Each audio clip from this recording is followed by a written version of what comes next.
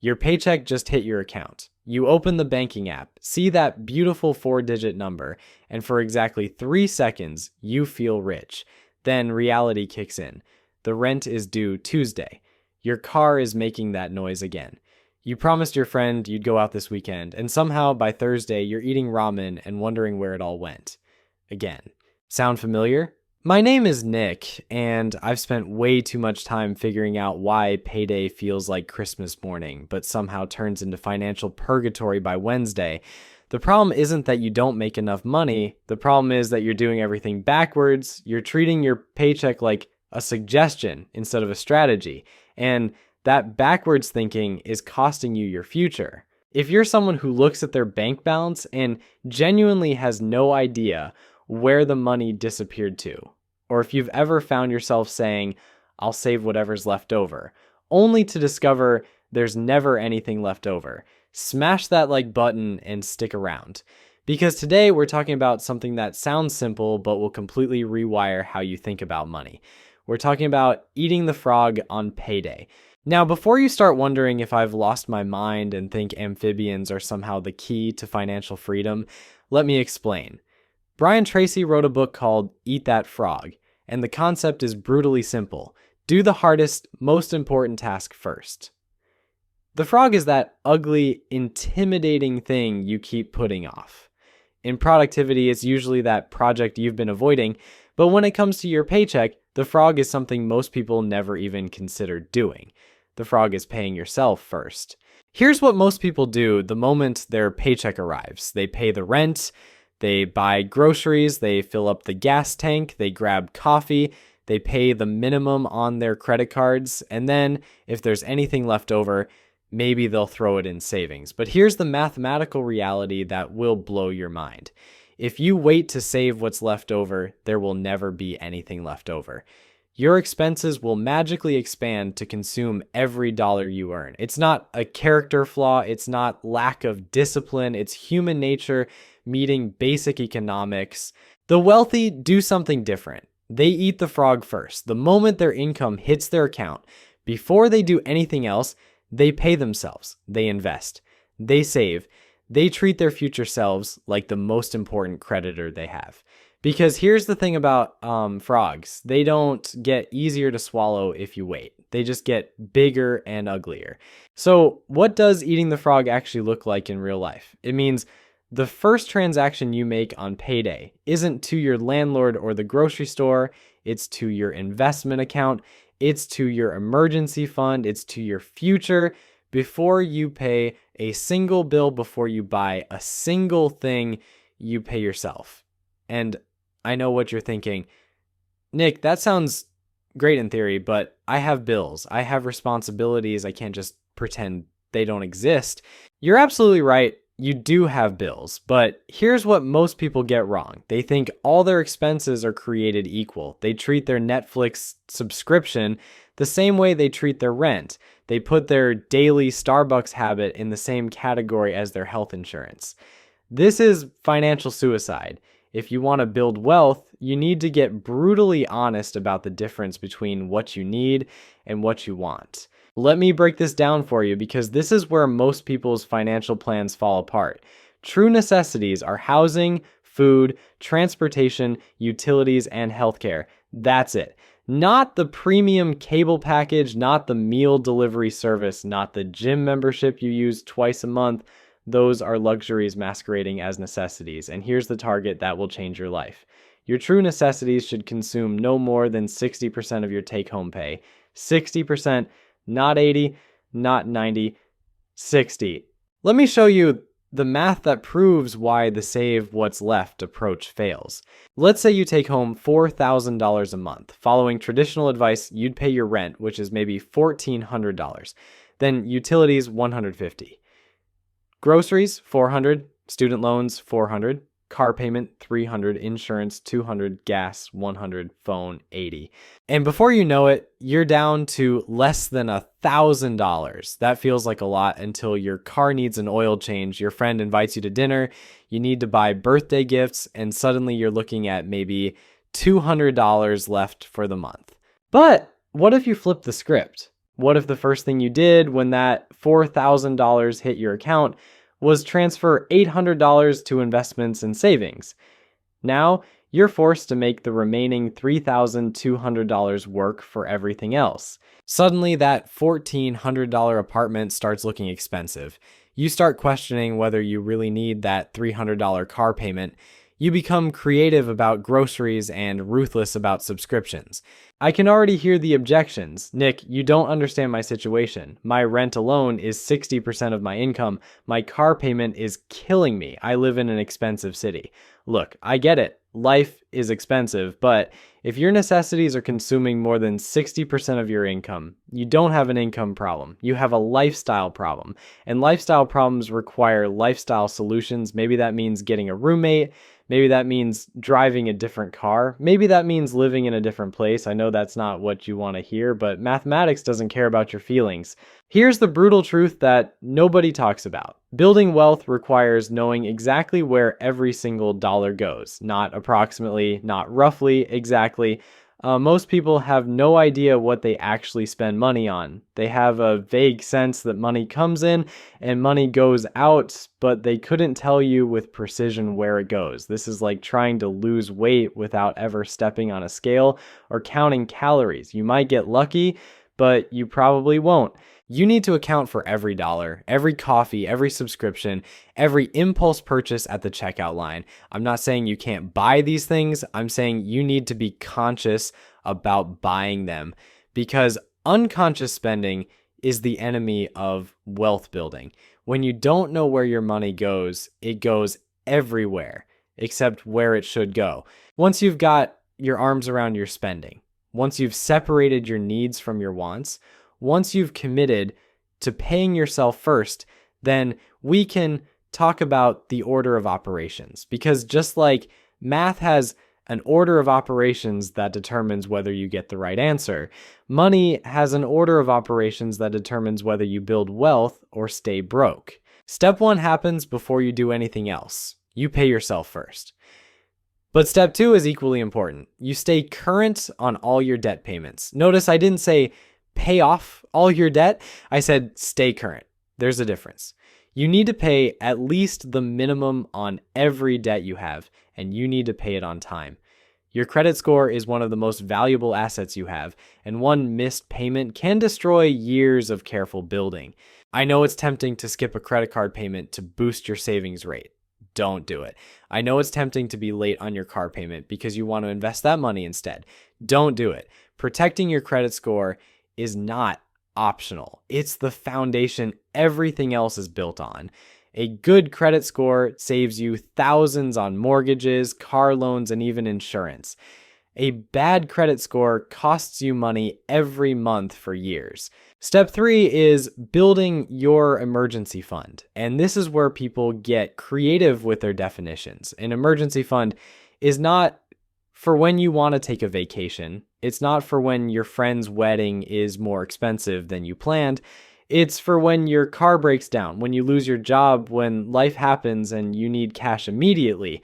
You need 3 to 6 months of your essential expenses sitting in a boring, high-yield savings account, not invested in the stock market, not tied up in crypto, boring and liquid. Here's why this matters more than you think. Your emergency fund isn't just about having money for emergencies. It's about breaking the cycle that keeps you broke. When you don't have an emergency fund, every unexpected expense becomes a financial crisis. Your car needs new brakes, so you put it on a credit card. Your phone breaks, so you finance a new one. Your cat gets sick, so you borrow money from your friend who's probably broke too. Each crisis pushes you further away from wealth building and deeper into the debt spiral. But when you have that emergency fund sitting there, boring and predictable, something magical happens. Emergencies become inconveniences. Your car needs brakes, you write a check, life continues, no drama, no credit card debt, no borrowing from friends, no derailing your financial plan because Tuesday decided to throw you a curveball. This is the difference between people who build wealth and people who just survive paycheck to paycheck. Step 4 is where things get interesting. This is where you start investing for retirement. And I don't care if you're 22 or 52, this step is not optional. The most expensive words in the English language are I'll start investing when I'm older, or I'll catch up later, or my personal favorite, I don't make enough to invest. Let me destroy that last one with some basic math. If you invest $100 a month starting at age 25, assuming a 7% annual return, you'll have over $260,000 by age 65. If you wait until you're 35 to start investing that same $100 a month, you'll have about $130,000. You literally cut your retirement in half by waiting 10 years. Time is more powerful than money when it comes to building wealth. You can't buy time back, but you can start buying your future today. Now, here's the part that makes me want to shake people. If your employer offers a retirement match and you're not contributing enough to get the full match, you are literally leaving free money on the table. This isn't complicated financial advice. This is basic mathematics. If your company matches 50% of your contributions up to 6% of your salary, and you're not contributing at least 6%, you are voluntarily giving up a 3% raise. Who does that? Apparently about 40% of Americans do exactly that. Let me put this in terms that might hurt enough to motivate you. If you make $50,000 a year and your employer matches 3%, that's $1,500 of free money you're walking away from. Every year for your entire career, over 30 years, that free money you ignored compounds to nearly $300,000. You literally threw away nearly $500,000 because you thought you couldn't afford to invest $300 a month. The math gets even more brutal when you consider that most people spend more than $300 a month on things they can't even remember buying. Daily coffee runs, impulse purchases on Amazon, subscription services they forgot they signed up for. You'll spend $40 on a dinner you'll forget about in a week, but you won't spend $300 a month on a retirement you'll need for 30 years. Your target should be 10% of your gross income going toward retirement, not your take-home pay. Your gross income. That includes your employer match if you're lucky enough to have one. So if you make $60,000 a year, you should be investing $6,000 annually or $500 a month. Before taxes. Before you see it. Before you have a chance to spend it on something else. And please, for the love of compound interest, keep it simple.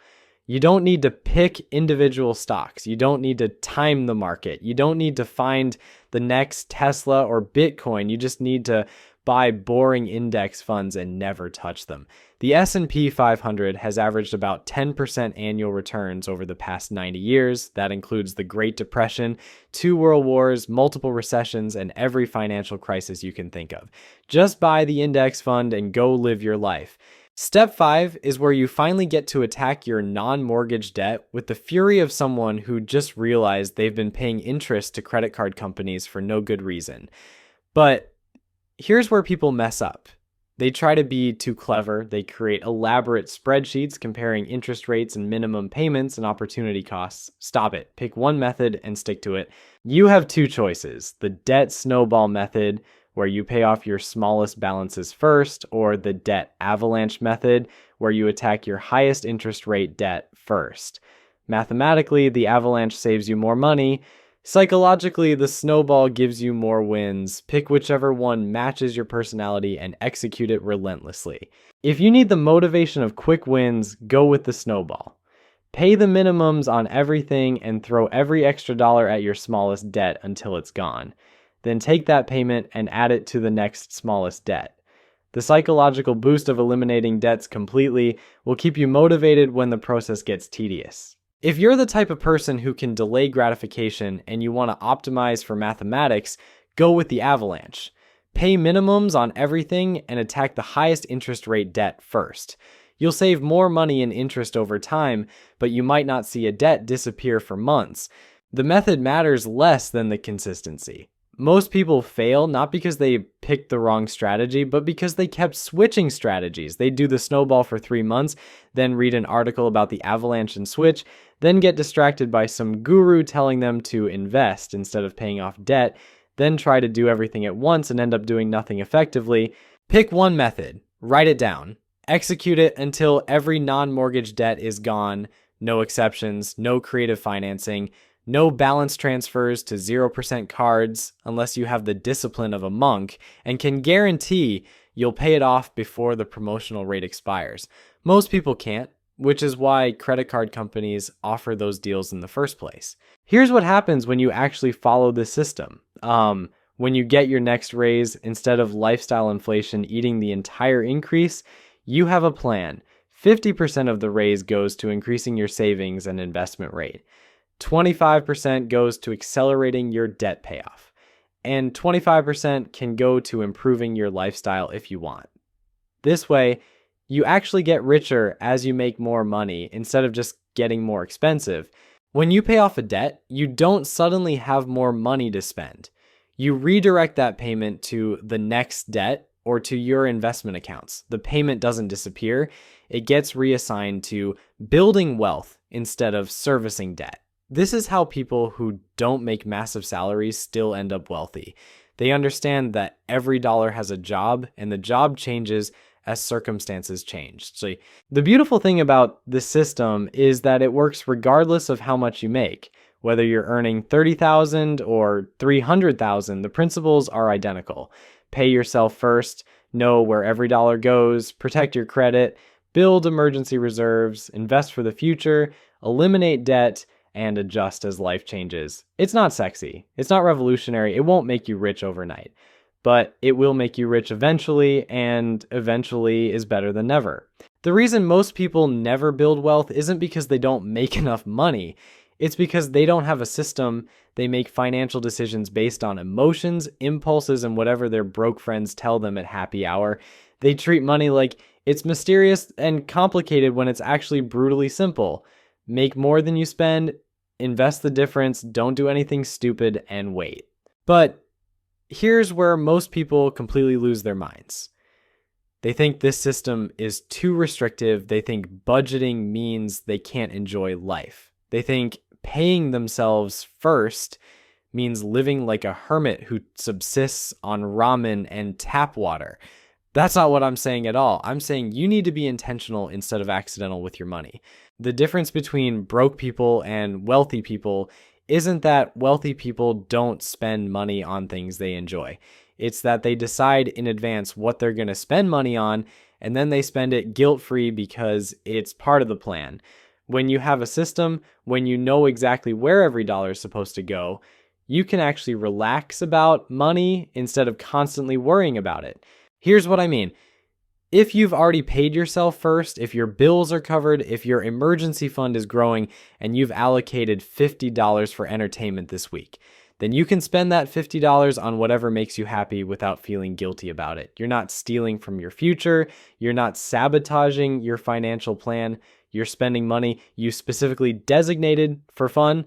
The problem is that most people do this backwards. They spend money on entertainment first, then stress about whether they can afford their bills, then panic about not having any savings, then feel guilty about every purchase they make. That's not living.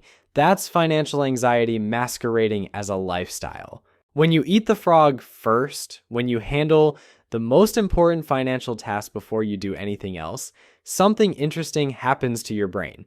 You stop feeling deprived and start feeling empowered. You stop feeling like money controls you and start feeling like you control money. You stop making decisions from a place of scarcity and start making them from a place of abundance. And let me tell you what happens when you don't eat the frog, when you wait until the end of the month to see what's left over for savings, when you treat investing like an afterthought instead of a priority. You become what I call a financial procrastinator. You keep telling yourself you'll start saving next month. You'll invest when you get that raise. You'll build an emergency fund after you pay off this one credit card. You'll start caring about your future self tomorrow, but tomorrow never comes. Next month turns into next year. That raise gets absorbed by lifestyle inflation before you even notice. The credit card gets paid off and immediately gets run up again because you never address the underlying spending habits that created the debt in the first place. You spend your entire life waiting for the perfect moment to start building wealth, and the perfect moment never arrives because you're still waiting for it. So, here's your choice. You can keep doing what you've always done and keep getting what you've always gotten, or you can swallow that frog on your next payday. Pay yourself first, follow the system, and watch your future self thank you in about 20 years when you're sipping coffee while your broke friends are still complaining about money. The frog tastes terrible going down, but financial freedom tastes pretty sweet on the other side.